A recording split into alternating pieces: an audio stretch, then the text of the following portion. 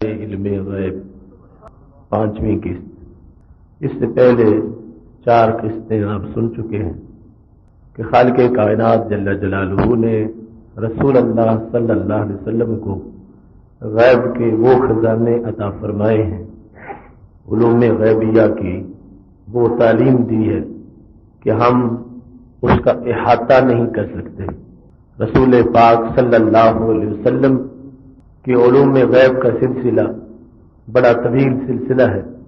آج بھی چند دلائل اس سلسلہ کے آپ کے سامنے عرض کر رہا ہوں کہ خالق کائنات جل جلالہ نے شرق و غرب، شمال و جنوب، زمین کے مختلف اطراف کا علم رسول پاک صلی اللہ علیہ وسلم کو دیا۔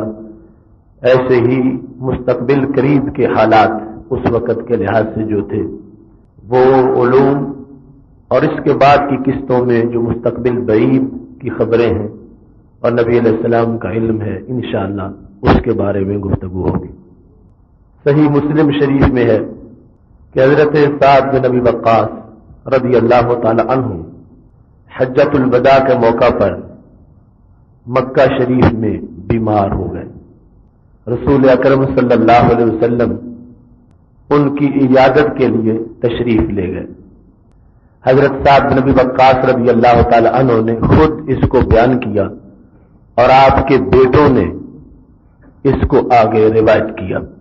مصعب بن سعد، عمر بن سعد یہ راوی ہیں اس کے، جو حضرت سعد بن ابی وقاص رضی اللہ تعالی عنہ خود رسول پاک صلی اللہ علیہ وسلم سے سن کے اور جو اپنی آپ بیتی کے لحاظ سے انہوں نے جو کچھ بیان کیا، صحیح مسلم میں بھی ہے، بخاری شریف میں بھی ہے، اس کے علاوہ حدیث کی سینکڑوں کتابوں میں ہے۔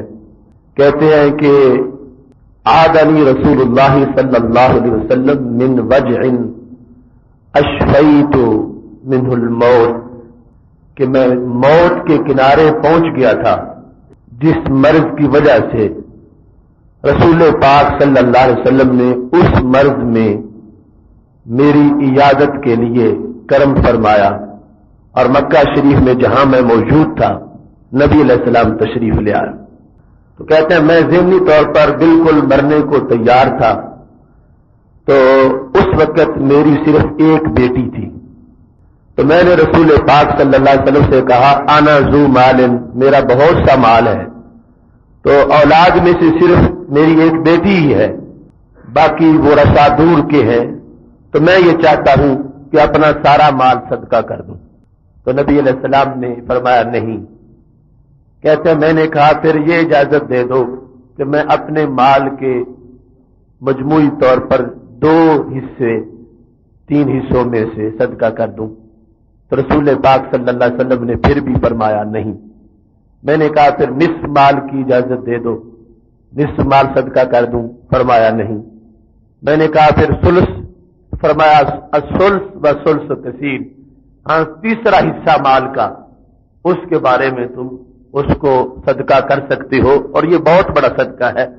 اور اس موقع پر فرمایا انتظر ورثتک اغنیا خیر لک من انتظر ورثتک عالا یتکففون الناس، فرمایا اگر تم اپنے ورثاء کو مالدار چھوڑ کے جاؤ تو یہ اچھا ہے اس سے کہ تم ان کو فقراء چھوڑ کے جاؤ اور لوگوں کے سامنے وہ ہاتھ پھیلا رہے ہوں۔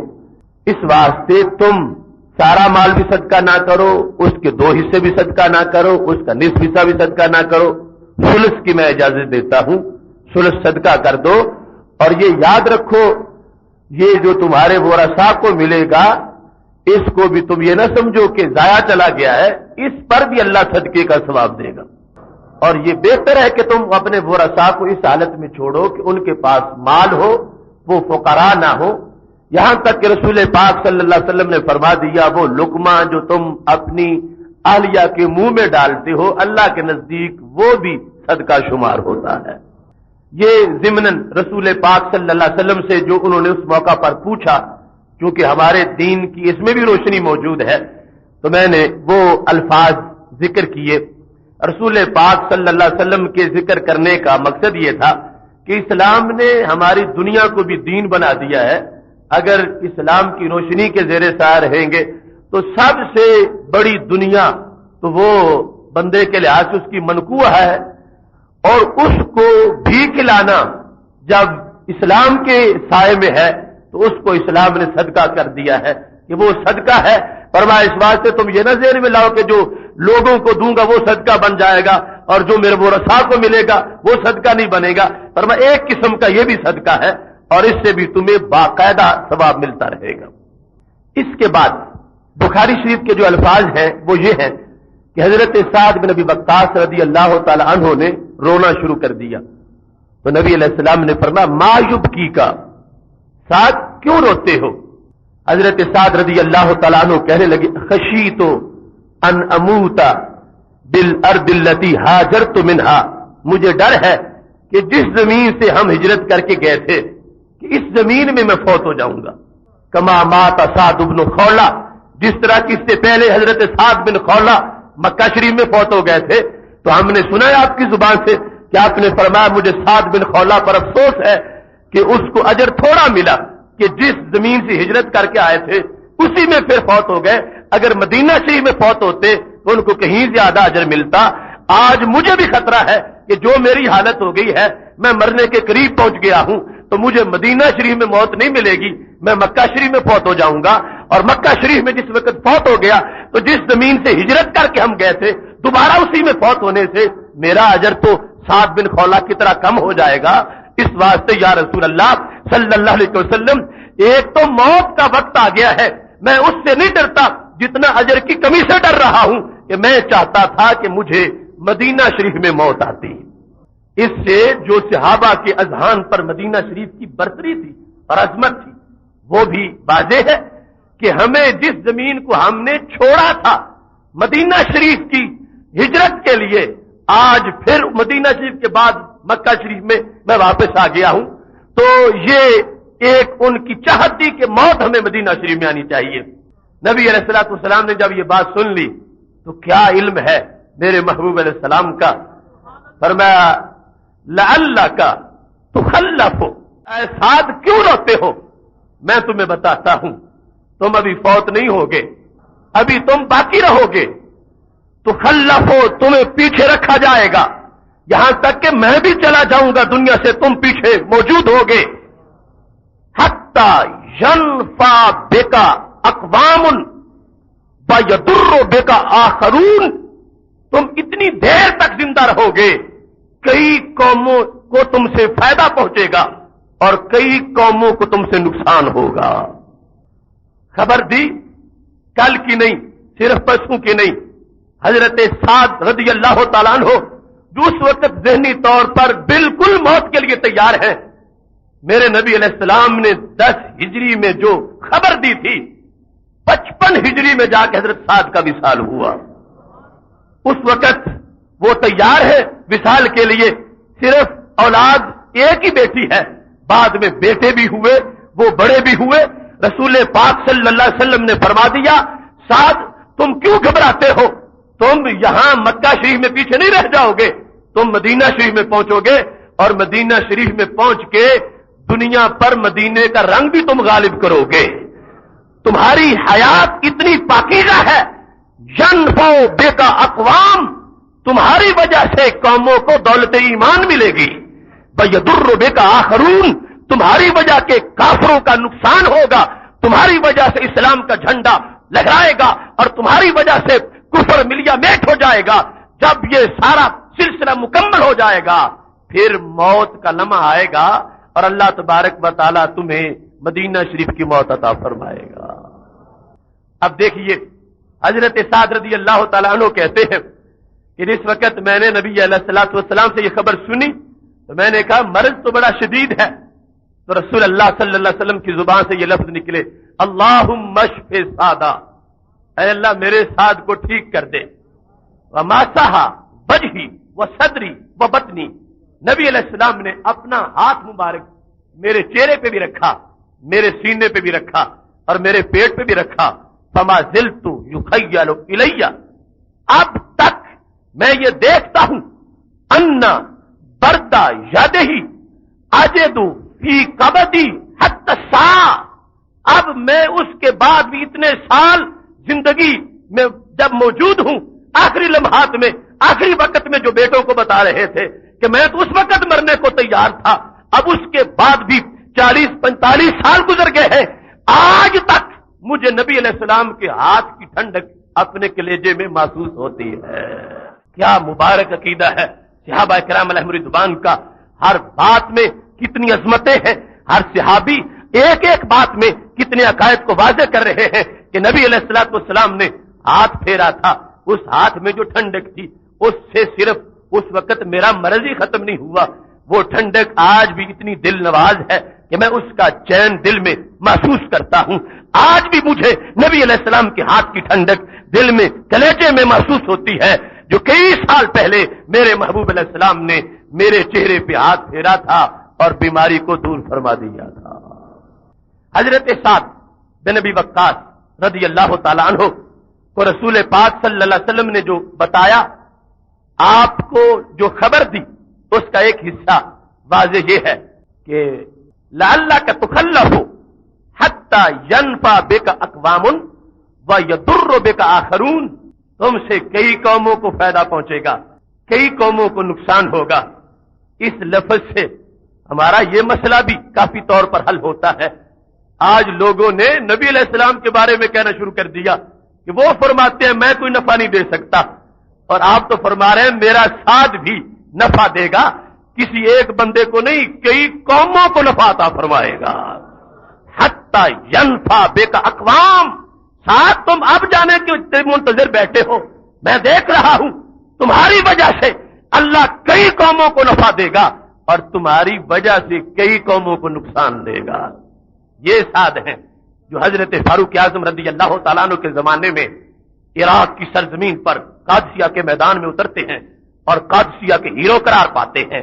وہ جنگ قادسیہ جس سے فارسیوں کا طلسم ٹوٹ گیا اور فارس کی سرزمین میں عراق سے آگے ایران تک جو اسلام کی تجلیاں پہنچی، تو حضرت سعد بن ابی وقاص کے زور جہاد کی وجہ سے جو اسلام فارس سے ہوتا ہوا بلوچستان کے ساحل سے جس وقت پاکستان اور بر صغیر میں داخل ہوا، یہ حضرت سعد کا جلایا ہوا وہ چراغ تھا جس کی کرنیں بر صغیر کو بھی روشن کر رہی تھی۔ تو میرے نبی علیہ السلام فرما رہے تھے سعد تم جلدی میں نہ رہو، تم تو باقی رہو گے یہاں تک کہ تمہاری کرنیں دور دور تک پھیلنے والی ہیں۔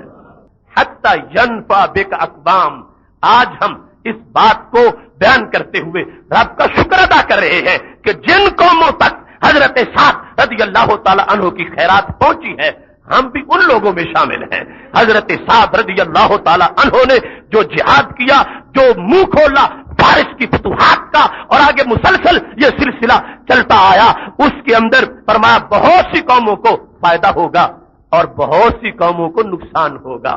جس وقت فارس کی سلطنت کی دھجیاں بکھیری جا رہی تھیں اور جو لوگ نہ مانے ان کا جو قتل عام کیا گیا، قادسیہ کی جنگ کے حالات پڑھ کے دیکھ لو، اتنا خون بہ گیا کفار کا کہ گھوڑے جب چلتے تھے تو پھسل جاتے تھے۔ اب ان قوموں کو نقصان پہنچا ہے اور اللہ تبارک و تعالیٰ نے ماننے والوں کو فائدہ پہنچا دیا ہے۔ یہ نبی علیہ السلام کا علم غیب ہے، کل پرسوں کا نہیں، کہاں تک کا ہے، اور صحابہ کا عقیدہ ہے اور بخاری و مسلم میں ہے کہ نبی علیہ السلام نے خبر دے دی۔ اب جن کو فائدہ پہنچنا ہے، یہ تو پہلی قسط میں نے کہا تھا، میرے نبی علیہ السلام نے فرمایا ہے اوردت علی امتی کما اوردت علی آدم فی صورہا فی التین، اللہ نے مجھ پر ساری انسانیت کو پیدا کیا، پیش کر دیا جو قیامت تک آنے والے ہیں۔ علمت من یؤمن بی ومن یکفر بی ممن لم یخلق بعد، اللہ نے مجھے علم دے دیا کہ ان میں سے کون کون سا وہ بندہ ہے کہ جس کے دل میں ایمان ہوگا اور کون وہ ہے جو کافر رہے گا۔ محبوب علیہ الصلوۃ والسلام اس وقت دیکھ رہے تھے کہ میرے ساتھ کی برکت کہاں تک پہنچنے والی ہے اور وہ کون کون سے لوگ ہیں جنہیں ان کی وجہ سے نور ایمان ملے گا۔ یہ سارا مشاہدہ آنکھوں کے سامنے تھا، خبر دے دی ہے، علم غیب کا بھی اظہار کر دیا ہے اور یہ بھی بتا دیا ہے کہ اللہ کے اذن سے میں تو کیا میرے غلام بھی مددگار ہوتے ہیں۔ لفظ ہی وہ بولے ہیں قل لا املک لنفسی نفعا ولا ضرا کا مطلب سمجھا دیا ہے کہ الا ما شاء اللہ کو ساتھ سمجھو کہ جو اللہ چاہتا ہے میں کسی چیز کا مالک نہیں نفع نقصان کا، مگر وہ جو میرا رب چاہے۔ اور رب نے کیا کہا؟ فرمایا میں تو کیا، میں نے تو اپنے ساتھ کو بھی اس بات کا وارث بنا دیا ہے، ان سے یہ نقصان بھی دیں گے قوموں کو اور میرے ساتھ قوموں کو فائدہ بھی پہنچائیں گے۔ لہذا تاریخ دمشق میں یہ لکھا ہے کہ حضرت سعد بن ابی وقاص رضی اللہ تعالیٰ عنہ کی عمر کتنی لمبی ہوئی، جو لوگ مکہ شریف سے ہجرت کر کے مدینہ شریف پہنچے تھے ان میں سے سب سے آخر جن کا وصال ہوا وہ حضرت سعد بن ابی وقاص تھے، سارے مہاجرین میں سے۔ اب دیکھو مہاجرین میں سے وہ بھی ہیں جو کہ بالکل آخری سالوں میں جنہوں نے کلمہ پڑھا اور پھر ہجرت کے لیے نکلے، اور ساتھ تو وہ ہیں جنہوں نے تیسرا نمبر اسلام میں پایا، تیسرا یا چوتھا، یہ دو روایات ہیں۔ اور میرے نبی علیہ السلام فخر سے کہتے تھے ہاذا خالی فلیورنی امرؤ خالہ، یہ میرے ماموں ہیں، کوئی میرے ماموں جیسا ماموں دکھائے تو صحیح۔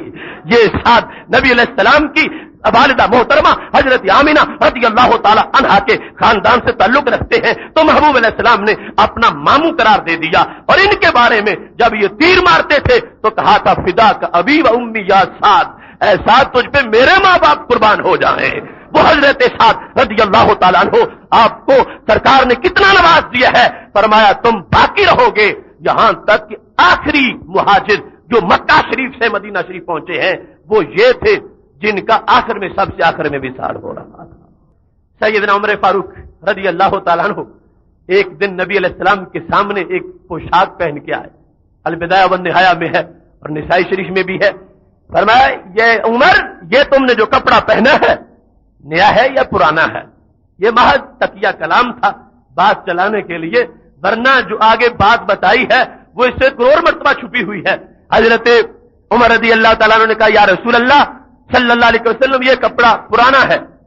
فرمایا البس جدیدہ وعش حمیدہ ومت شہیدہ، اے عمر نئے کپڑے پہنا کرو اور جب تک زندہ رہو گے تمہاری تعریف کی جائے گی، جب وقت موت آئے گا اللہ تمہیں شہادت عطا فرمائے گا۔ البس جدیدہ وعش حمیدہ ومت شہیدہ، عمر میں تجھے کہتا ہوں نئے کپڑے پہنا کرو، تمہاری سیرت کو اتنا میں نے تابناک بنا دیا ہے، تم زندہ رہو گے تمہاری تعریفیں کی جائیں گی، اور جب وقت وفات آئے گا حضرت عمر رضی اللہ تعالیٰ عنہ کی یہ دعا ہے اللہم ارزقنی شہادۃ فی سبیلک بجل موتی ببلد رسولک، میں دو باتیں چاہتا ہوں، صرف شہادت بھی نہیں چاہتا اور صرف مدینہ شریف میں موت بھی نہیں چاہتا، میں ڈبل چاہتا ہوں، موت بھی مدینہ شریف میں آئے اور موت بھی شہادت کی ہو، یہ دونوں باتیں مجھے مل جائیں۔ نبی علیہ السلام نے خبر دے دی ہے، فرمایا مت شہیدہ، جب وقت وفات آئے گا شہادت مل جائے گی۔ حضرت سیدنا فاروق اعظم رضی اللہ تعالیٰ عنہ مدینہ شریف میں ہی شہادت کا جام نوش کرتے ہیں، اور نوش کرتے ہوئے سرکار کی اس خبر پر سارے مہر صداقت لگا رہے ہیں کہ محبوب علیہ السلام نے آج سے کئی سال پہلے جو فرمایا تھا ہماری آنکھوں کے سامنے بالکل سچا ثابت ہو گیا ہے۔ متعدد مآخذ میں یہ حدیث بھی موجود ہے، جب حضرت برا بن عازب رضی اللہ تعالیٰ عنہ کہتے ہیں امرنا رسول اللہ صلی اللہ علیہ وسلم بحفر الخندق، نبی علیہ السلام نے ہمیں حکم دیا کہ خندق کھودو۔ خندق کھود رہے تھے تو کھودتے کھودتے ایک چٹان آ گئی کہ جس کو کدالوں سے توڑا نہیں جا سکتا تھا، وہ تھوڑے اس کو مارے تو اثر ہی نہیں کوئی ہوتا تھا۔ ہم نبی علیہ السلام کے پاس چلے گئے کہ یہ بہت بڑی چٹان آ گئی ہے، اب خندق میں یہ رکاوٹ ہے، خندق اس کے نکالے بغیر مکمل نہیں ہوتی اور اس کو ہتھوڑوں کا کوئی اثر ہی نہیں ہے، اس کو توڑے نہیں جا سکتا۔ تو نبی علیہ السلام اٹھے اور وہ ہتھوڑا اپنے ہاتھ میں پکڑ لیا، ہاتھ میں پکڑنے کے بعد فرمایا بسم اللہ اللہ اکبر ضرب ضربۃ، جب نبی علیہ الصلوۃ والسلام نے ہتھوڑا مارا تو کیا ہوا، کسرا ثلث الحجر، اس چٹان کا تیسرا حصہ پہلے ہتھوڑے سے ہی ٹوٹ گیا۔ جب تیسرا حصہ ٹوٹا تو میرے نبی علیہ السلام نے نعرہ لگایا اللہ اکبر، جب اللہ اکبر کہا تو ساتھ ہی یہ لفظ بولے اوتیت مفاتیح الشام، میرے صحابہ اللہ نے مجھے ملک شام کی چابیاں دے دی ہیں، ملک شام کی چابیاں دے دی ہیں۔ کہاں تک؟ فرمایا میں یہاں بیٹھے ہوئے ابصرو الی قصور الاحمر، میں شام کے سرخ محلات کو یہاں کھڑے ہوئے دیکھ رہا ہوں، اللہ تبارک و تعالی نے ملک شام میرے لیے کھول دیا ہے اور خالق کائنات جل جلالہ نے شام کے خزانے ہمارے لیے کھول دیے ہیں. اس ایک ہتھوڑے کی ضرب سے مجھے اتنی میری روشنی سامنے آ گئی ہے کہ میں دیکھ رہا ہوں یہاں کھڑے ہوئے میری نظر شام کے محلات تک جا رہی ہے اور شام کو خالق کائنات نے ہمارے لیے کھول دیا ہے.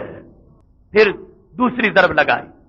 کوسیرا سلس الحجر، اس چٹان کا ایک اور حصہ ٹوٹ گیا، دوسرا تیسرا حصہ جو تھا وہ ٹوٹا. نبی علیہ الصلوۃ والسلام نے پھر اللہ اکبر کہا اور اللہ اکبر کہنے کے ساتھ کیا فرمایا؟ اوتیت مفاتیح الفارس. صحابہ مجھے اللہ نے فارس کی چابیاں دے دی ہیں، فارس کی چابیاں میرے ہاتھ میں ہیں.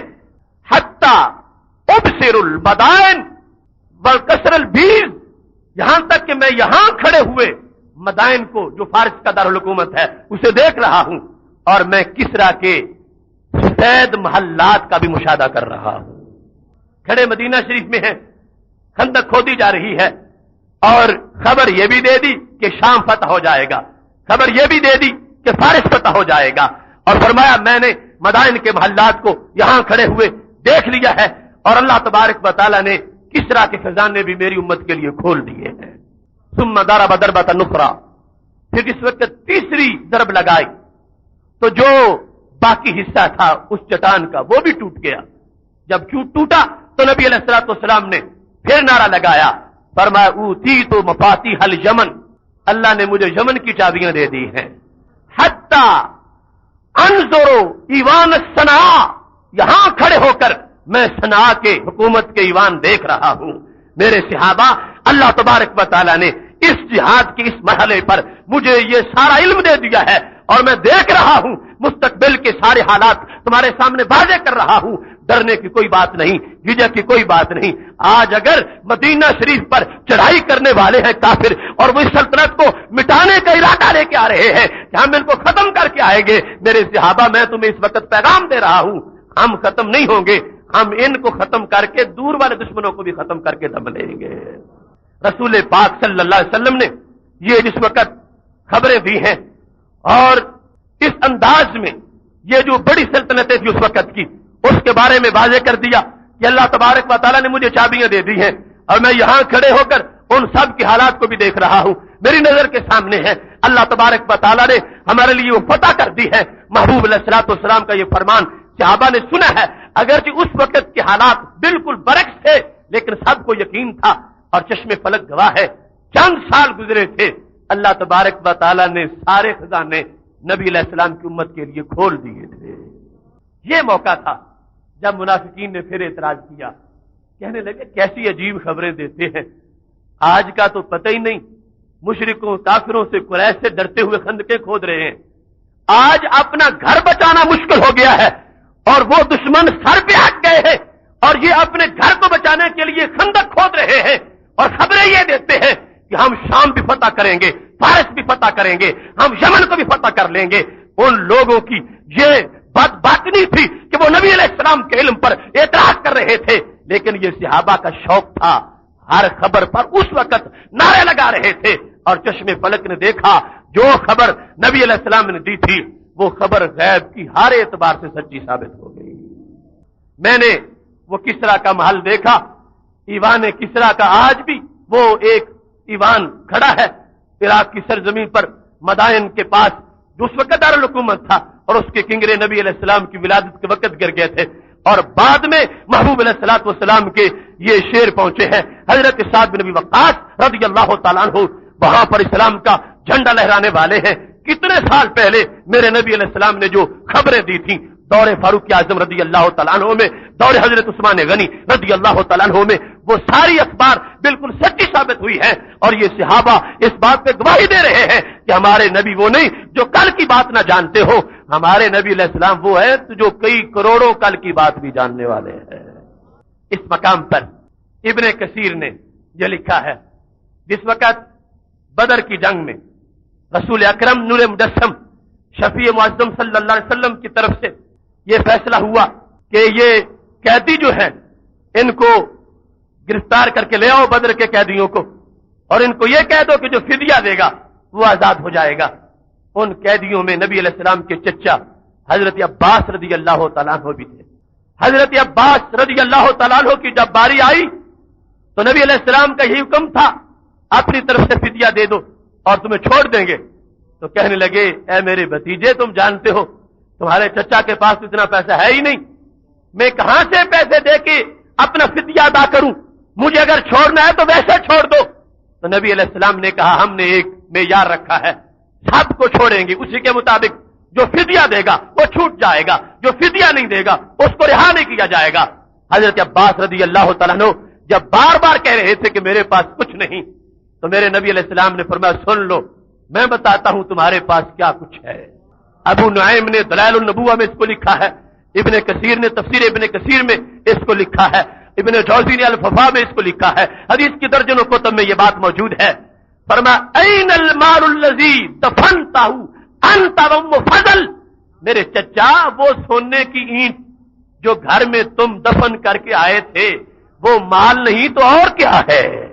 میں جانتا ہوں اس وقت تمہارے پاس کوئی بھی نہیں تھا, تم تھے اور ام فضل میری چچی, تم دونوں اس وقت موجود تھے, اور میں یہ جانتا ہوں تم نے کہاں دفن کی, اور میں یہ بھی جانتا ہوں جب تم دفن کر رہے تھے تو میری چچی کو کیا کہہ رہے تھے. فرمایا تم اور ام فضل تم دونوں تھے, اور تم نے حضرت ام فضل رضی اللہ تعالیٰ عنہ کو کہا تھا, کیونکہ ام فضل جو ہے وہ اور حضرت عباس رضی اللہ تعالیٰ عنہ وہ پہلے اسلام قبول کر چکے تھے اور ان متضعفین میں سے تھے جو مکہ شریف سے ہجرت کر کے مدینہ شریف نہیں پہنچ سکے. حضرت ام فضل تم نے ان کو کہا تھا ان اصبت فی سفری ھذا, اگر میں اس جنگ میں مارا گیا تو ھذا للفضل وھذا لعبداللہ وھذا للقسم, کہ یہ میرا اتنا مال ہے, اس کا اتنا حصہ میرے بیٹے فضل کو دینا, اتنا حصہ قسم کو دینا, اتنا حصہ عبداللہ کو دینا. میرے چچا یہ تم بتا کے آئے ہو میری چچی کو کہ اگر میں واپس آ گیا تو یہ مال لے لوں گا, اور اگر میں وہاں مارا گیا تو میرا یہ مال میرے بیٹوں میں اس طرح تقسیم کرنا. چچا جی وہ سونے کی اینٹ مال نہیں تو اور کیا ہے. یہ سن کر حضرت عباس پہ راشا ہوا تاری کہ پیغمبر تو رکھتا ہے دلوں کی بھی خبرداری. حضرت عباس رضی اللہ تعالیٰ عنہ کو بڑا تعجب ہوا کہ یہ کتنی خبریں اکٹھی دے رہے ہیں.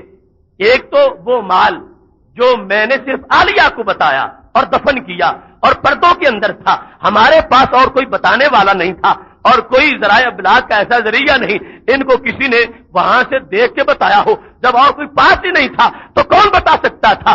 اتنی دور سے ان کی آنکھ کو یہ بھی پتا ہے کہ وہ مال ہے کون سا اور جگہ کس پہ دفن ہے, اور اتنے کان ان کے تیز ہیں, جو میں نے اپنی عالیہ سے بات کی یہ وہ بات بھی بیان کر رہے ہیں, اور پھر یہ بھی بتا رہے ہیں کہ تم دونوں ہی تھے اور کوئی پاس نہیں تھا. کہنے لگے اشہد انک رسول اللہ صلی اللہ علیہ وسلم, یہ میں گواہی دیتا ہوں کہ تم اللہ کے سچے رسول ہو جو مدینہ شریف میں بیٹھ کے عرش کی خبریں بھی سچی دیتے ہیں. یہ آغاز تھا حضرت عباس رضی اللہ تعالیٰ عنہ کے دل میں انقلاب کا. اس موقع پر بھی انہوں نے یہ لفظ بولے اور پھر آہستہ آہستہ پوری طرح اظہار انہوں نے بعد میں کیا, اور اسلام کی قبولیت کا منظر بعد میں پیش آیا. لیکن یہ اس مقام پر ان کے دل نے فیصلہ کر دیا کہ اتنی چھپی ہوئی باتیں جو ان سے چھپی نہیں رہتی یہ پھر سچے ہیں, باتیں سچی بتاتے ہیں. جو جنت کا وعدہ کر رہے ہیں وعدہ سچا ہے, جو جہنم سے ڈراتے ہیں یہ بات سچی ہے, جو آخرت کی بات کرتے ہیں یہ بات بھی سچی ہے, اور جو رب کو ایک بتاتے ہیں یہ بات بھی سچی ہے, اور اپنے آپ کو جو اللہ کا رسول کہتے ہیں یہ بات بھی سچی ہے. ان کا علم اس بات پر دلالت کر رہا ہے کہ اللہ نے واقعی ان کو اپنا رسول بنایا ہے. یہ ہے نبی علیہ السلام کے علم غیب کی شان کہ جس کو دیکھ کے کافروں کا کفر ٹوٹتا رہا. آج الٹی گنگا بہ رہی ہے. اس علم کے ماننے والوں پر معاذاللہ شرک کے فتوے لگائے جاتے ہیں. ماننے والے صدیق اکبر رضی اللہ تعالیٰ عنہ نے اسے دیکھ کے کلمہ پڑھا, اور جو یمن کی گواہی تھی اس پر لوگوں کو بھی بتا دیا کہ لوگوں جو مکہ شریف میں بیٹھ کے میرے یمن کے حالات بتا سکتے ہیں وہ فرش پہ بیٹھ کے عرش کی باتیں بھی سچی بتاتے ہیں. حضرت ابو سفیان رضی اللہ تعالیٰ عنہ ان کے ساتھ بھی ایسا ہی واقعہ پیش آیا. ابن جوزی نے الوفا میں لکھا ہے کہ نبی علیہ الصلوۃ والسلام جب کعبہ شریف کا طواف کر رہے تھے اور حالات کے لحاظ سے اگرچہ وہاں روایت میں یہ لفظ نہیں ملتے، لیکن لگتا یوں ہے کہ یہ فتح مکہ کا موقع ہے، اور نبی علیہ السلام نے یہ گنجائش دے دی تھی کہ من داخل دار ابی سفیان فهو آمن، جو ابو سفیان کے گھر میں داخل ہو جائے گا ہم اس کو بھی امن دے دیں گے۔ اب رسول پاک صلی اللہ علیہ وسلم جب طواف کر رہے ہیں، طواف کرتے کرتے ابو سفیان سامنے آ گئے۔ نبی علیہ الصلوۃ والسلام نے فرمایا میں جانتا ہوں بینک و بین ہند، جو تمہارے درمیان اور تمہاری اہلیہ ہند کے درمیان جو فلاں مسئلے پر جھگڑا ہوا ہے میں اس کو جانتا ہوں۔ ابو سفیان کہنے لگے کہ ہند نے میرا راز نبی علیہ السلام کو بتا دیا ہے اور اس نے کتنا ظلم کیا، یہ ہمارا ایک علیحدہ معاملہ تھا، اور ان کے ساتھ اس وقت تک حالت ایمان ابو سفیان کی نہیں، انہوں نے میری اہلیہ نے میری باتیں ان کو بتا دی ہے، لہذا اس نے دل میں کہا لافعلن بہا ما افعلن، میں ابھی جاتا ہوں اور ہندا سے پوچھتا ہوں، اس کو بتاؤں گا کہ اس نے کیسی میری راز کی باتیں لیک کر دی ہیں اور میرے راز جو ہے اس نے آؤٹ کر دیے ہیں۔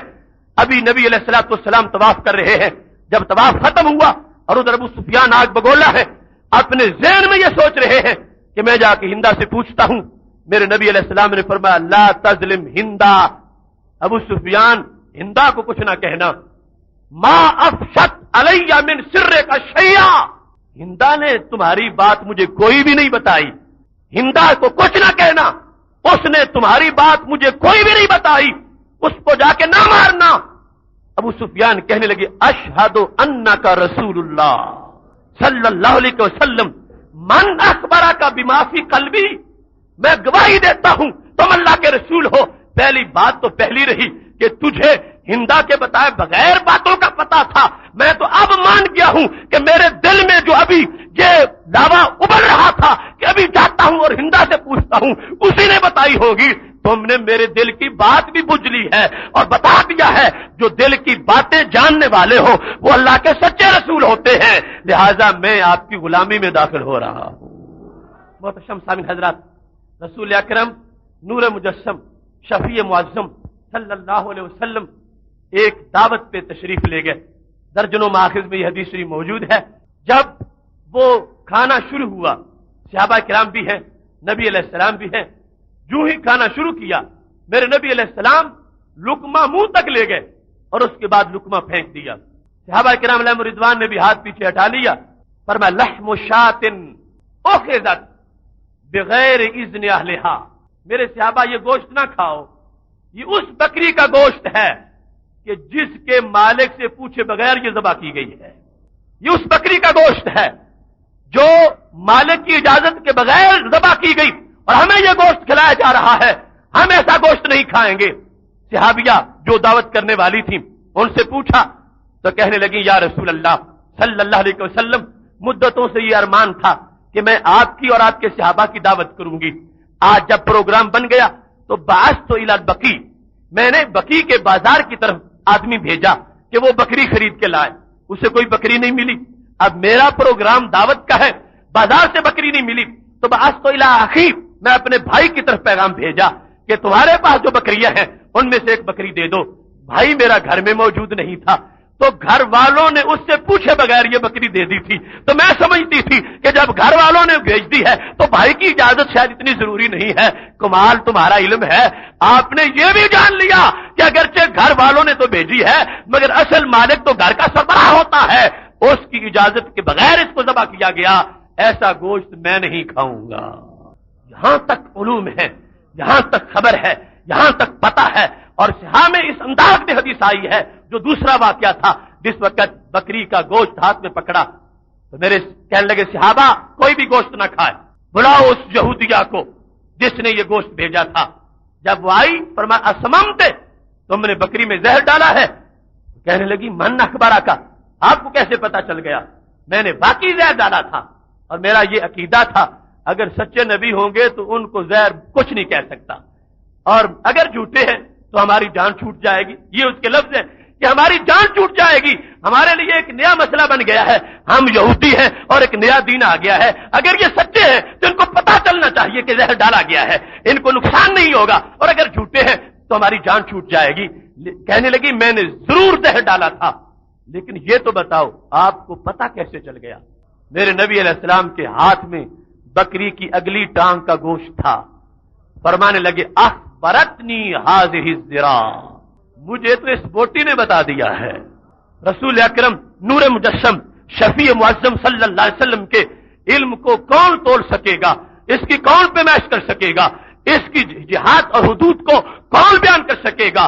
ایک طرف مشاہدہ اتنا تیز ہے، دور دور تک نگاہ پہنچتی ہے، اور دوسری طرف جہاں ایسی بے جان چیزیں بولنا شروع کر دیتی ہے اور اپنا معافی ضمیر بیان کر دیتی ہے، ان کے سامنے حجاب رہے.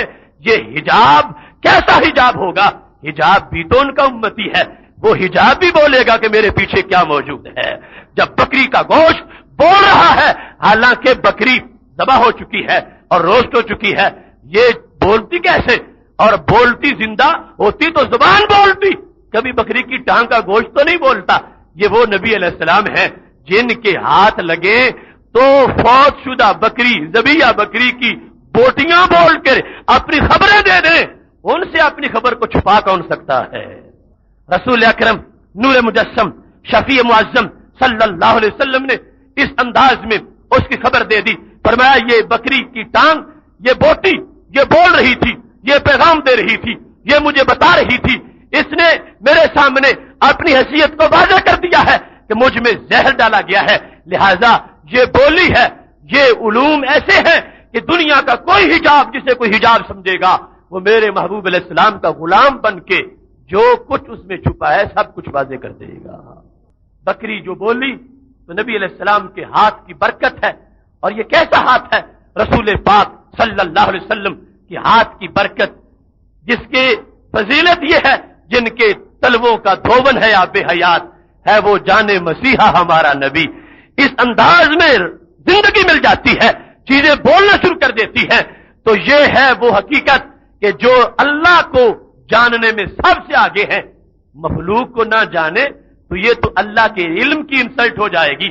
جو ذات اللہ کو جان لے اور یہ کہے انا اعلمکم باللہ، لوگوں پوری کائنات کا علم اللہ کے بارے میں ایک طرف اور میرا علم ایک طرف، جو خالق کائنات جل جلالہ کو جان لے دنیا سے چھپ جائے، یہ کیسے ہو سکتا ہے؟ لہذا اللہ تبارک و تعالیٰ کی ذات کے علم کی تجلیاں ہیں کہ خالق کائنات نے ذرہ ذرہ ان کے سامنے واضح فرما دیا ہے. یہی بدر کی جنگ جس وقت لڑی گئی، مسلم شریف میں حدیث شریف ہے، رسول اکرم صلی اللہ علیہ وسلم جس وقت کھڑے ہیں، لشکر ابھی آمنے سامنے نہیں آئے. ایک دن پہلے میرے محبوب علیہ السلام نے ایک دن پہلے نشان لگائے، ہاذا مسرع فلان، ہاذا مسرع فلان، ہاذا مسرع فلان. یہ عتبہ کے مرنے کی جگہ ہے، یہ شیبہ کے مرنے کی جگہ ہے، اور یہ ابو جہل کے مرنے کی جگہ ہے. ادھر قرآن کہتا ہے ما تدری نفس ماذا تکسب غدا وما تدری نفس بأی ارض تموت. کسی کو یہ پتہ نہیں کہ کل کیا کرے گا، اور کسی کو یہ پتہ نہیں کوئی کہاں مرے گا. یہ قرآن کا واضح اعلان ہے. اور ادھر یہ نشانیاں بھی لگا رہے ہیں. تو پتہ کیا چلا؟ وہ اور ہیں جن کو پتہ نہیں ہوتا. اللہ جن کو علم دیتا ہے وہ بتاتے ہیں، اپنا ہی نہیں اوروں کا بھی بتا دیتے ہیں کہ کوئی کس جگہ مرے گا اور کس جگہ اس کی جان نکلے گی. حضرت عمر فاروق رضی اللہ تعالیٰ عنہ کہتے ہیں، اور حضرت انس بن مالک رضی اللہ تعالیٰ عنہ راوی ہے کہ ہمیں نبی علیہ السلام نے ایک دن پہلے یہ بتا دیا، ھذا مسرع فلان غدن انشاءاللہ تعالی، کل یہ ابو جہل کے مرنے کی جگہ ہوگی. ایک دن پہلے یہ اعلان کر دیا ہے. صحابہ کے حوصلے بلند ہیں. اب بڑے بڑے سرداروں کے مرنے کی جگہ بھی معین ہو گئی. صرف اتنی امید ہوتی کہ وہ مر جائیں گے پھر بھی حوصلہ بڑا تھا. یہ تو جگہ بھی معین ہو گئی ہے، لہذا حوصلے بڑے بلند ہیں. اور کب؟ ایک دن پہلے. یوں بھی نہیں کہ فوجی آمنے سامنے ہو اور سرکار یہ اندازہ لگا کے کہ چونکہ ابو جہل اس کونے پہ ہے لہذا یہاں آ کے مر سکتا ہے. ایسی کوئی صورتحال نہیں تھی. علم نبوت تھا، کل کی خبر دے دی ہے، صحابہ نے مان لی ہے اور یقین تھا کہ جو خبر ہے سچی ثابت ہو گئی ہے. جب کل جنگ ہوتی ہے تو کیا ہوتا ہے؟ میرے نبی علیہ السلام کے صحابہ جنگ بھی لڑ رہے ہیں اور ساتھ بعد والوں کے یقین کا سامان بھی تیار کر رہے ہیں. حضرت عبداللہ بن مسعود رضی اللہ تعالیٰ عنہ کہتے ہیں میں نے ساری توجہ اس طرف رکھی کہ ابو جہل مرتا ہے تو کہاں مرتا ہے، عتبہ مرتا ہے تو کہاں مرتا ہے، شیبہ مرتا ہے تو کہاں مرتا ہے. حضرت عمر فاروق رضی اللہ تعالیٰ عنہ قسم اٹھا کے کہتے ہیں مجھے اس ذات کی قسم ہے جس نے محبوب علیہ السلام کو سچا دین دے کے بھیجا ہے ما اخطأ الحدود التي حدها رسول اللہ صلی اللہ علیہ وسلم، جو نبی علیہ السلام نے ان کے مرنے کی جگہ معین کی تھی ان سے 1 انچ بھی آگے پیچھے نہیں مرے، وہیں آ کے سارے مر گئے تھے۔ اب دیکھیے قسم اٹھا کے صحابہ اپنے یقین کا اعلان کر رہے ہیں۔ خبر 1 دن بعد کی تھی، نبی علیہ السلام نے پہلے دے دی، صحابہ نے پھر اس کا مشاہدہ بھی کیا۔ ما اخطأ الحدود لغوی معنی ہے کہ حدود سے تجاوز نہ کیا، اور ہر ایک نے اپنے نشان کو پہچانا۔ جہاں نشان تھا اتبا کی جگہ شیبہ نہیں مرا، شیبہ کی جگہ اتبا نہیں مرا، ابو جال کی جگہ کوئی اور نہیں مرا، جو جو نشان تھے انہی پر پہنچے ہیں تو ان کی جان نکلی ہے۔ یعنی یوں لگتا ہے کہ جیسے ملک الموت نے روح قبض کرنے سے انکار کر دیا ہو کہ جب تک اس نشان پہ نہیں پہنچو گے جو نبی علیہ السلام نے لگایا ہے اس وقت تک تمہاری جان بھی نہیں نکلے گی، وہاں پہنچو گے خبر سچی ہو جائے گی، جان نکل جائے گی۔ اخطاؤ کا لغوی معنی بن رہا ہے جو لفظ کے لحاظ سے ہے خدا کی قسم وہ خطا نہ کر سکے۔ کون؟ جو عمر بھر خطائیں کرتے رہے، عمر بھر خطائیں کرتے رہے، ما اخطاؤ مرنے کی جگہ کے لحاظ سے خطا نہ کر سکے، اس واسطے کہ نبی علیہ السلام نے جگہ معین کی تھی، اب بات نے سچا ثابت ہونا تھا، لہذا زندگی بھر خطائیں کرتے رہے، مرنے کی جگہ کو وہی جو معین تھی اس پہ پہنچ کے ان کی جان نکل گئی، اس سے ذرہ بھر بھی آگے پیچھے نہ ہو سکے۔ یہ صحابہ کرام علیہم رضوان کا واضح عقیدہ ہے۔ نبی علیہ الصلوۃ والسلام تشریف فرما ہے، بخاری شریف میں ہے۔ اتنے شواہد جب صحابہ کے سامنے ہیں تو محفل نعت جب چلی، میرے محبوب علیہ السلام کے عظیم صحابی حضرت عبداللہ بن رواحہ رضی اللہ تعالیٰ عنہ، جن کا 12 تذکرہ تم سن چکے، موتا میں شہید ہوئے تھے، نبی علیہ السلام نے مدینہ شریف میں بیٹھ کے خبر دی تھی۔ حضرت عبداللہ بن رواحہ رضی اللہ تعالیٰ عنہ سرکار کے سامنے کھڑے ہیں، اور راوی حضرت ابو ہریرہ رضی اللہ تعالیٰ عنہ ہے، اور جہاں ذکر ہے وہ بخاری شریف ہے، اور ایک نہیں متعدد مقامات پر بخاری شریف میں اس محفل نعت کا تذکرہ ہے۔ محبوب علیہ السلام تشریف فرما ہے، حضرت عبداللہ بن رواحہ رضی اللہ تعالیٰ عنہ نعت پڑھ رہے ہیں، میرے نبی علیہ السلام سن رہے ہیں۔ جب نعت مکمل ہوئی تو کیا اس پر تبصرہ کیا میرے محبوب علیہ السلام نے، فرمایا میرے صحابہ سن لو، یہ جو شان میری ابھی ابن رواحہ نے بیان کی ہے، ان اخلکم لا یقول الرفسا، اس نے جو کچھ مجھے کہا سچ کہا، کوئی بھی اس میں مبالغہ نہیں ہے، اس نے کوئی بھی مبالغہ آمیزی سے کام نہیں لیا۔ ابن رواحہ نے جو میری شان بیان کی ہے سچی بیان کی ہے۔ اب سننا وہ شان کیا تھی، پتا چلے گا جو اس وقت سرکار کے سامنے بیان ہو رہا تھا وہ آج بھی سنی کے عقیدے میں محفوظ ہے۔ صحیح بخاری شریف اور صحابہ کا عقیدہ اور محبوب علیہ السلام کی تصدیق، جب نبی علیہ السلام کے سامنے ابن رواحہ نعت پڑھتے ہیں، سارے صحابہ سن رہے ہیں۔ نعت کا پہلا شعر یہ ہے، وفینا رسول اللہ یتلو کتابہ اذن شک معروف من الفجر ساطع، ہم میں وہ اللہ کے نبی ہیں، کیا ہم خوش قسمت ہیں، ہم میں اب اللہ کے وہ نبی موجود ہیں۔ وفینا رسول اللہ یتلو کتابہ، جو اللہ کی کتاب ہمارے سامنے پڑھتے ہیں، ہمیں کوئی خبر نہیں تھی، ہمیں کوئی پتہ نہیں تھا، ہمارے پاس تو قریب سے کوئی پیغام نہیں آتے تھے، کتنی ہماری خوش قسمتی ہے، ہمیں عرش کے پیغام سننے کی توفیق مل گئی ہے۔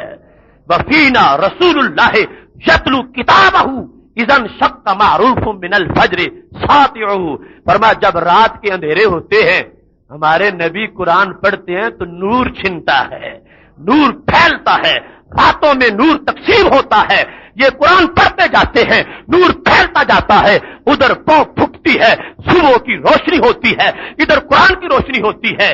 اران الہدی بعد العمی فقلوبنا بہ موقنات انما قال واقع، کہنے لگے یہ وہ نبی ہیں جنہوں نے ہمیں اس وقت راستہ دکھایا جب ہماری آنکھوں کو دیکھنے کا پتہ ہی نہیں تھا۔ بعد العمی، ہم اندھے تھے، ہماری آنکھیں اگرچہ کھلی تھی مگر چونکہ حق نہیں دیکھتی تھی تو اللہ نے ہمیں اندھا قرار دے دیا تھا، ہم اندھے تھے، ہمیں کچھ نظر نہیں آتا تھا۔ یہ وہ نبی آئے کہ جن کے نور نے ہمیں آنکھیں بھی دیں، دیکھنے کا طریقہ بھی دیا۔ اران الہدی بعد العمی فقلوبنا، عمی کے بعد ہم نابینا تھے، ہمیں آنکھیں بھی دیکھنے والی انہوں نے دی ہیں، اور پھر دیکھنے کا طریقہ بھی انہوں نے دیا ہے۔ ہمیں ظلمت سے انہوں نے نکال کے نور عطا کیا ہے۔ ایک وقت یہ تھا ہم صراط مستقیم سے دور بھٹک رہے تھے، اب وقت وہ آیا ہے کہ صراط مستقیم کا تعارف بھی ہمارے ناموں سے ہوتا ہے۔ اران الہدا بعد العمی فقلوبنا، ہمارے دلوں کو یقین ہے کس بات کا؟ یہ جملہ ہمارے موضوع کا حصہ ہے۔ فقلوبنا، ہمارے دلوں کو یقین ہے، موقنات، ہمارے دل یقین رکھتے ہیں کیا؟ ان ما قال واقع، صرف کل کی نہیں قیامت تک کی جو خبر دیتے ہیں سچی دیتے ہیں۔ دیکھو بخاری ہے، صحیح بخاری ہے، اور میرے محبوب علیہ السلام کی صدارت ہے، ابن رواحہ کا کلام ہے، راوی حضرت ابو ہریرہ رضی اللہ تعالیٰ عنہ ہے، اور محبوب علیہ السلام نے تصدیق بھی کر دی کہ یہ نہ کہنا کہ اللہ کے سرکار خاموش رہے، بات ہو جائے پھر بھی حدیث تقریری بن جاتی ہے، کیونکہ وہ ایسی ذات نہیں کہ جو کچھ کہا جائے اور اس میں غلطی اور سرکار پھر چپ رہے، نہیں رہتے، خاموشی بھی تصدیق بنتی ہے۔ اور یہاں تو باقاعدہ بول کے فرمایا ان اخلکم لا یقول رفسا، میرے صحابہ یہ ابن رواحہ رضی اللہ تعالیٰ عنہ جو میری نعت پڑھ رہے تھے، اس میں کوئی بھی غلطی نہیں، کوئی بھی خلاف واقعہ بات نہیں، کوئی غلوب نہیں، انہوں نے جو میری شان بیان کی ہے وہ سچی بیان کی ہے۔ اور اس شان میں یہ دوسرا شعر ہے، قلوبنا بہ موقنات ان ما قال واقع، جو بھی خبر دیتے ہیں، اور تو رہا احمد علی سہارنپوری دیوبند کا شیخ الحدیث ہے، اس نے ماں کا ترجمہ کرتے ہوئے لکھا اے من المغیبات، جو بھی غیب کی خبر دیتے ہیں، جو بھی خبریں غیب دیتے ہیں، جتنی بھی دیتے ہیں وہ ساری کی ساری سچی خبریں دیتے ہیں، ایک نہیں کروڑوں کے لحاظ سے قیامت تک کی ہر خبر غیب سچی ہوتی ہے۔ صحابہ کرام علیہم رضوان نے یہ بیان کیا، سب نے سنا، نبی علیہ الصلوۃ والسلام نے تصدیق فرما دی، اور لفظ کیا ہے؟ قلوبنا بہ موقنات، چونکہ عقیدے کا محل ہاتھ نہیں، عقیدے کا محل دل ہے، عقیدہ ہاتھوں پہ نہیں لکھا ہوتا، دل میں ہوتا ہے، تو صحابہ کہتے ہیں قلوبنا، ہمارے دل، ان کو کیا ہے؟ فرمایا موقنات، صرف ہمیں معمولی سا ہی عقیدہ نہیں، ہمارا عقیدہ یقین کی حد تک پہنچا ہوا ہے۔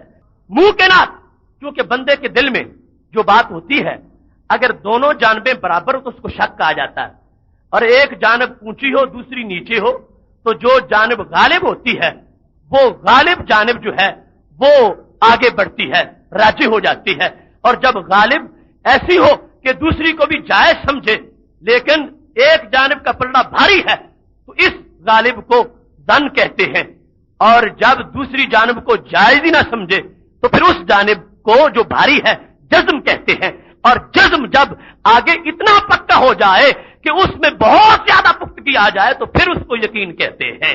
یہاں صرف جزم ہی نہیں، اتنا پختہ عقیدہ ہے جو یقین تک پہنچ چکا ہے، جو کسی کے بجھانے سے بجھتا نہیں، جو کسی کے مٹانے سے مٹتا نہیں۔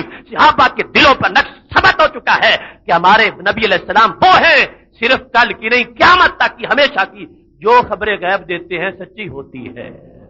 اگلا شعر تھا یبیت یجافی جنبہ عن فراشہ اذا استثقلت بالمشرکین المضاجع، یہ وہ نبی ہیں کہ ان کی راتیں قیام میں گزرتی ہیں، یبیت تو رات گزارتے ہیں، یجافی جنبہ عن فراشہ، اپنے پہلو بستر سے لگنے ہی نہیں دیتے، حالت رکوع میں ہے یا حالت سجدہ میں ہے، اپنے پہلو بستر سے دور رکھتے ہیں۔ کب؟ اذا استثقلت بالمشرکین المضاجع، جب مشرکوں کے لاشوں کی وجہ سے ان کی چارپائیاں بھاری ہو چکی ہوتی ہیں، اس وقت یہ اللہ کے دربار میں کھڑے ہو کے بندگی کر رہے ہوتے ہیں، اللہ کے دربار میں قیام کرتے ہیں، رکوع کرتے ہیں، سجدہ کرتے ہیں۔ یہ نعت شریف ہے، نبی علیہ السلام نے فرمایا ان اخلکم لا یقول رفسا، میرے صحابہ جو بیان کر رہے ہیں سچ بیان کر رہے ہیں۔ اس واسطے آج کی قسط کا مختصر سا خلاصہ آپ نے بخاری و مسلم اور دیگر حوالوں سے سنا، اور ہر حدیث میں سے وہ 20 کتابوں کے اندر موجود ہے، 20 حوالہ جات اس کے ہیں کہ رسول پاک صلی اللہ علیہ وسلم کے صحابہ اس بات پہ یقین رکھتے ہیں نبی علیہ الصلوۃ والسلام اخبار غیب دیتے ہیں اور وہ اخبار غیب سچی ہوتی ہے، وہ جس جہت کی ہو، جس زمان کی ہو، جس مکان کی ہو، اور قیامت تک کے لیے یہ بات ان کی ہمارے پاس محفوظ ہے۔ صحیح بخاری میں درجنوں بار اس کو ذکر کر دیا گیا کہ صحابہ کا جب یہ عقیدہ ہے کہ محبوب علیہ السلام خبر غیب بھی دیتے ہیں اور وہ خبر غیب سچی بھی ہوتی ہے، تو تو یقیناً صحابہ کے ماننے والے بھی اس عقیدے سے پیچھے نہیں رہ سکتے۔ مبارک ہو تم کو اہل سنت، جو صفہ والوں کا عقیدہ تھا وہی عقیدہ تم کو اللہ نے عطا فرمایا ہے۔ یہ قسطیں انشاءاللہ ابھی کافی باقی ہیں، 5 قسطیں مکمل ہو گئی، اور یہ محدود سا اندازہ میں بیان کر رہا ہوں انشاءاللہ 13 قسطوں کا، ورنہ اس پر مواد اتنا ہے کہ اگر عمر بھر یہی موضوع بیان کرتے رہے تو یہی ختم نہیں ہوگا، کیونکہ جب ان کے علم کا ہمیں کوئی احاطہ نظر نہیں آتا، ان اللہ تو احاطہ ضرور ہے لیکن ہمیں کوئی حد نظر نہیں آتی، اور اتنا وسیع ذخیرہ حدیث ہے، بار بار اس کے شواہد موجود ہیں، بار بار اس کے علامات اور براہین موجود ہیں، تو یہ صرف مقصد ہے ایک کورس آپ کے ہاں آپ کو مل جائے گا، کسی کے سامنے اس کو تحفے میں دے دو کہ یہ ہمارے محبوب علیہ السلام کے علم کا نصاب ہے، علم کی گواہیوں کی یہ برہان ہے، اسے سنو، اور جو لوگ بگڑے ہوئے ہیں ان کو سناؤ، تاکہ روح نکلنے سے پہلے وہ بھی اپنی اصلاح کر لیں کہ کلمہ پڑھنے کا یہ مطلب نہیں ہے کہ نبی علیہ السلام کا کلمہ بھی پڑھے اور یہ بھی عقیدہ رکھے کہ ان کو دیوار کے پیچھے کی خبر نہیں، جو ان کو کل کی بھی خبر نہیں ہے۔ صحابہ ایسا عقیدہ نہیں رکھتے تھے، صحابہ کا تو بڑا وسیع عقیدہ تھا، اور اگر نجات چاہیے تو صحابہ کا عقیدہ ماننا لازم ہو گیا ہے۔ اللہ تبارک و تعالی سننے سنانے کی توفیق عطا فرمائے۔ وآخر دعوایا ان الحمد للہ رب العالمین۔